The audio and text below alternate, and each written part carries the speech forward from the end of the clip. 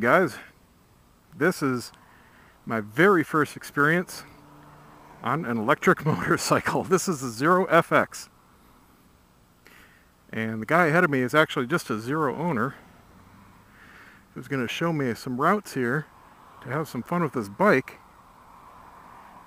I am very gently getting used to this. It is like a golf cart right now to me. It sounds like I'm on one of those Star Trek the movie hover bikes. It's got that weird sci-fi sound. I'm sure you can't hear it because it's really quiet, but it said, whoa. This is really cool. Okay, I'm trying to get over the entire newness here and get back into normal review. Okay, first of all, no clutch. Really weird. Very tall bike. This is their dual sport / off-road bike. Very, very tall. I'm 6'2" with a 32-inch inseam and can barely flat foot. I don't have an inch under me. I'm actually compressing the suspension sitting on the bike to flat foot. Luckily, there's a cop there. There are cops all over around here. Luckily, the suspension is very soft and has a huge travel, so I do flat foot on it. It's not holding me off the ground. It's very bouncy. Seat is, right now, not bad, but it's very thin. It is definitely an off-road type seat. Peg position. The pegs are actually metal. They are off-road type. They got those little cleats on them.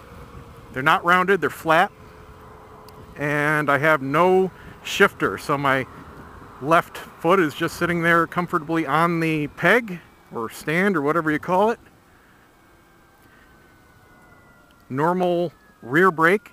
Brakes feel great. They feel like normal brake pads. This does have a combination of normal brakes and regenerative electric charging. Feels like just normal, very good brakes. Feels solid.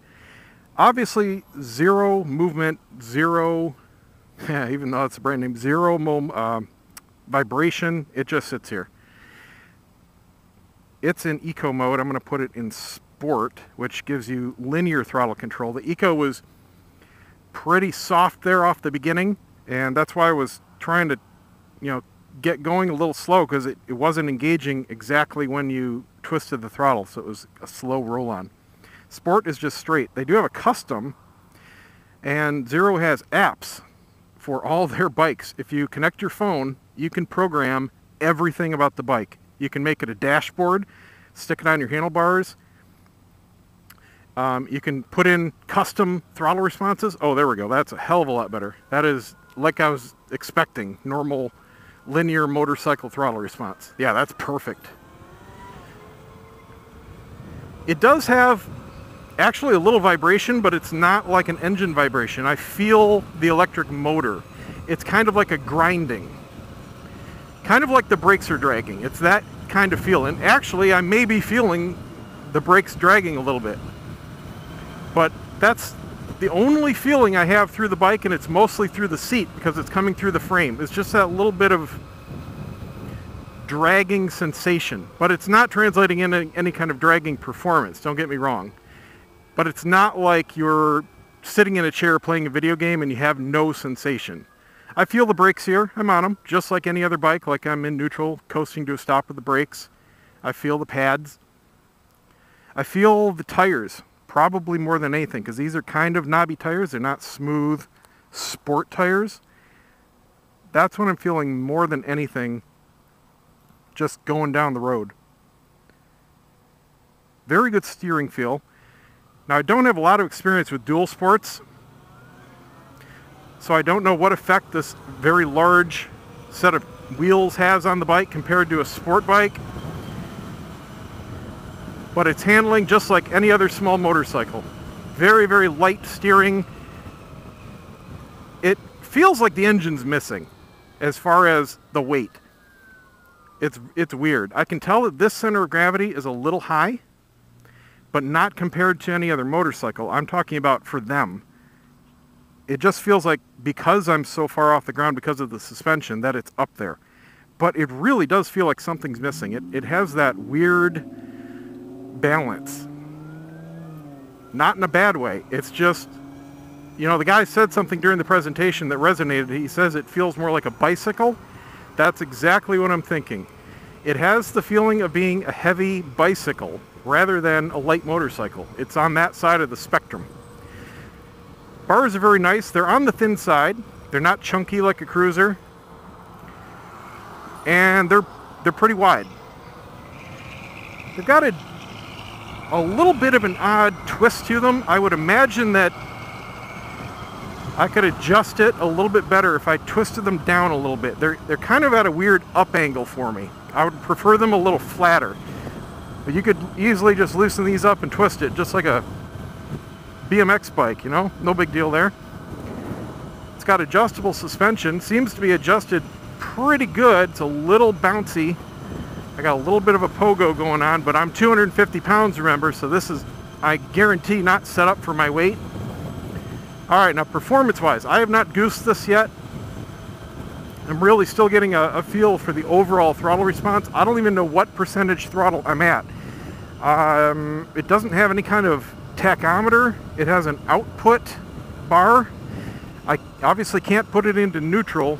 I don't want to just flick it here to full throttle because I'd probably end up on my butt. Okay, there we go. Real short. Just wanted to do it. I need a straightaway here. I was hoping this guy was going to take me through a neighborhood or something. Maybe this road will be better. Coming to a stop. All I'm feeling is the tires. That's it. I think that was what I was feeling when I was talking about it being a grinding sensation. I think it's just the knobbies on the tires, because it does change with RPM.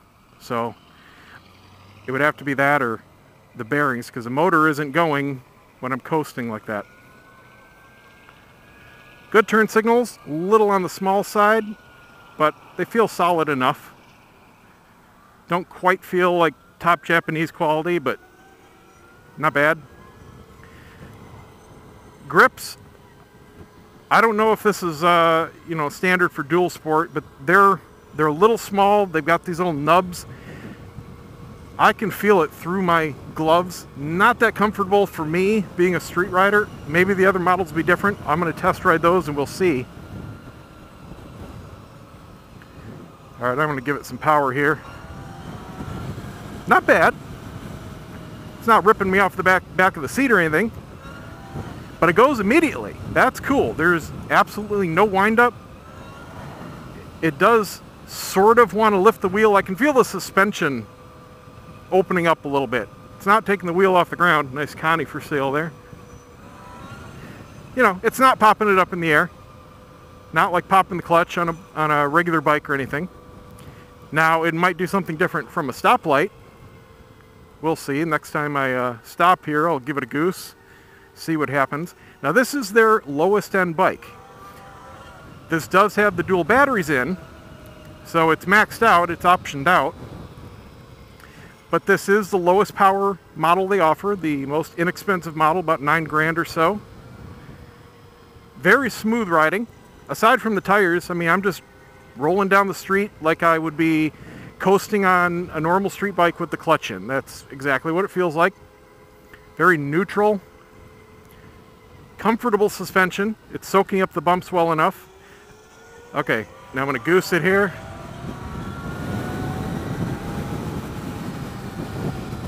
I don't know what RPM that was at. This tops out at, now it's electronically limited, and I believe he said 82 miles an hour. Might have been 85. Something right in there, low 80s. It was pulling exactly the same all the way through whatever I just did. I don't know. The speedo was updating pretty quickly. I like that. I don't like them when they're on like a half-second delay, so you can't figure out exactly what you're at any given moment. This has a very quick update. I like that. That's awesome.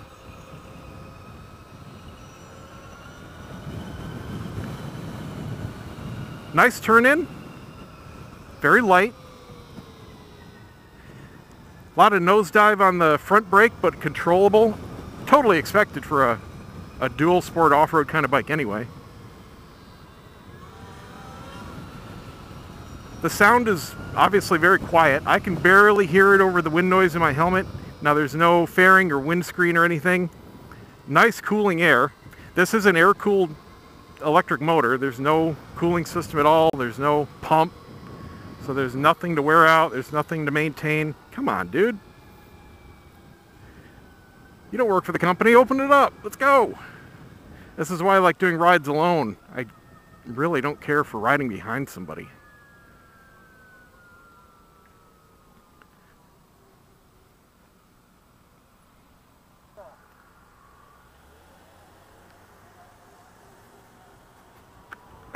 And we're off.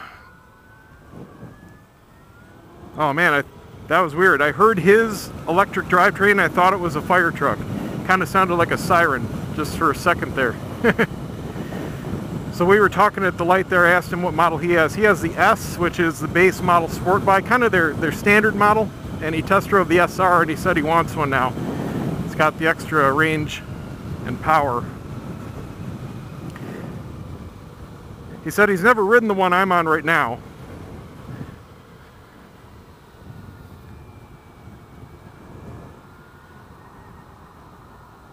Now it's got this little gauge that says regen, power and torque. Power is horsepower.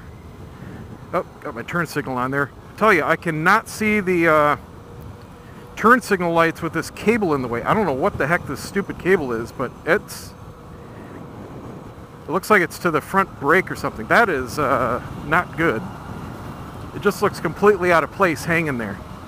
But it's blocking part of the dashboard. I just noticed that. It's got a couple trip odometers, battery gauge on the left, just like an iPhone. It's got the icon and the percentage. You know, I'll have to go back in the video and look and see what percentage I started out with. The range on these is actually better than I thought. Now they do go, I was asking him during his presentation before I went out what he's basing his numbers on, because they claim, for example, on the SR, I remember it was 185 miles, and he said that's city, that's best case scenario.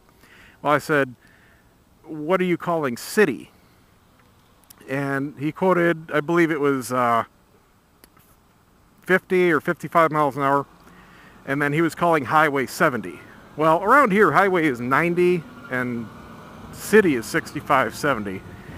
So bear that in mind when you look at those numbers. It's the same as shopping for a car. Motorcycles, gas powered, I find those numbers are actually really accurate.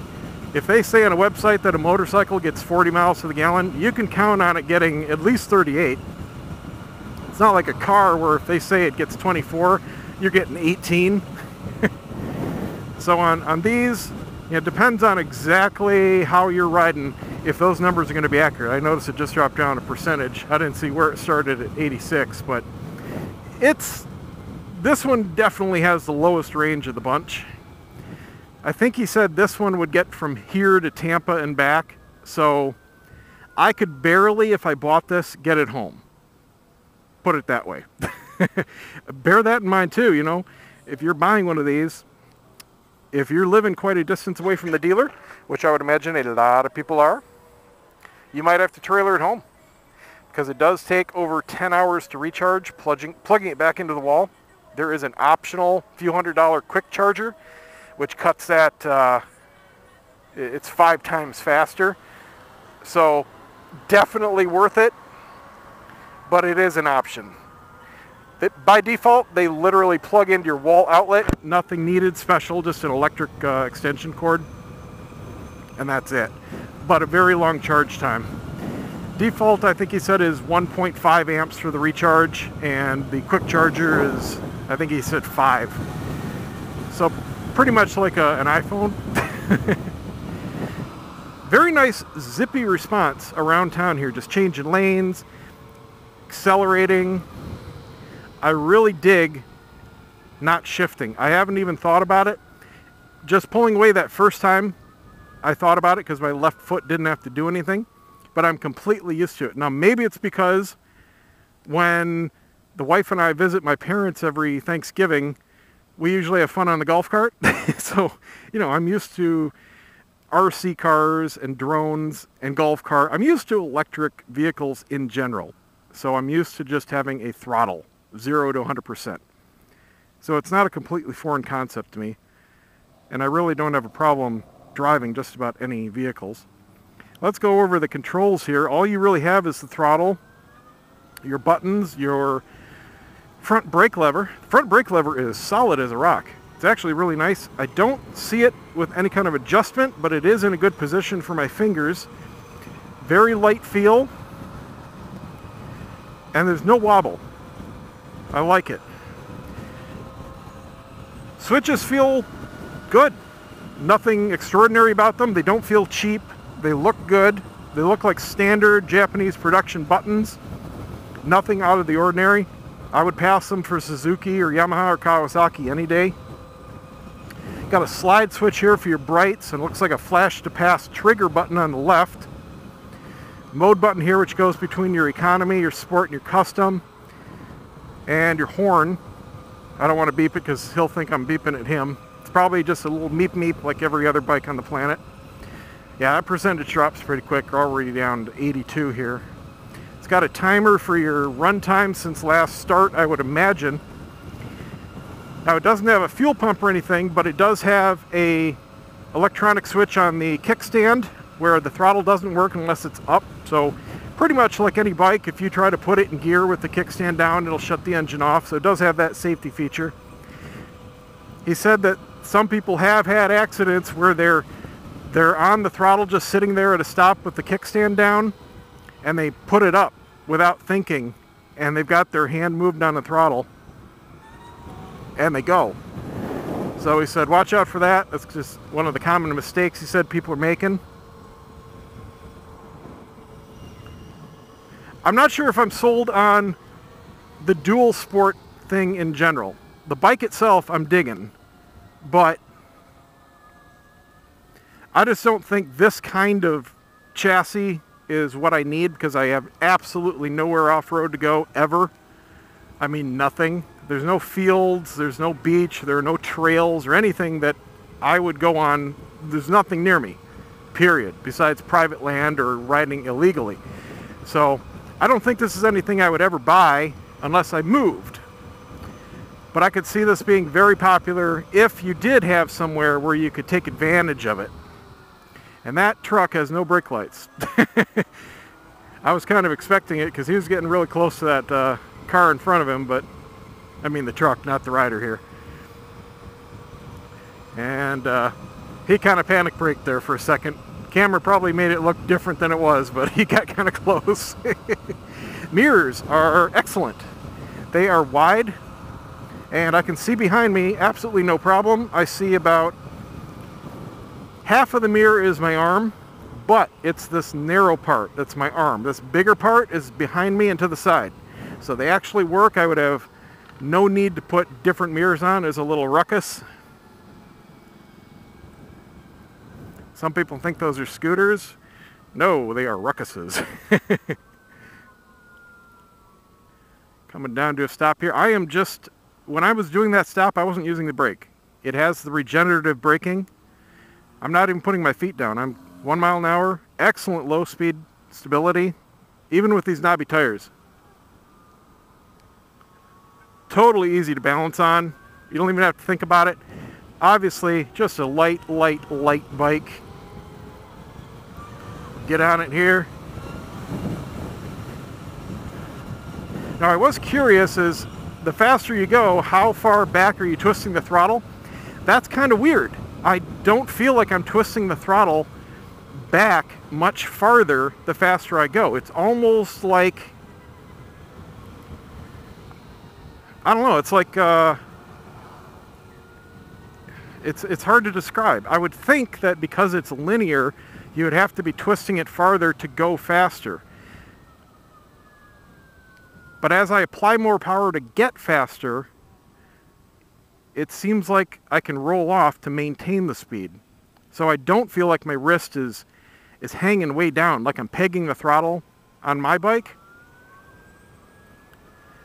And it also may be that this throttle does not twist physically as far as other bikes. Let me see. No, it feels a little shorter.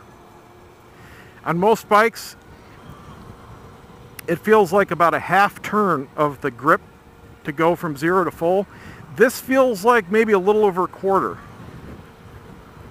Let me put my thumb here and do a pull and we'll see. Here's 0.